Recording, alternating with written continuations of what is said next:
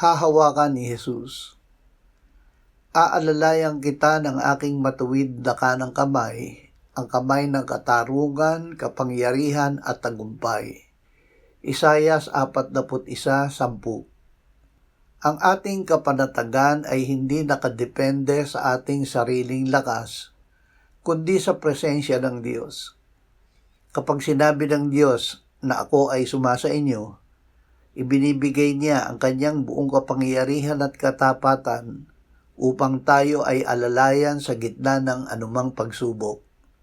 Hindi lamang siya nanonood, siya ay aktibong kumikilos gamit ang kanyang matuwid na kanang kamay, ang Panginoong Hesus, upang bigyan tayo ng tagumpay.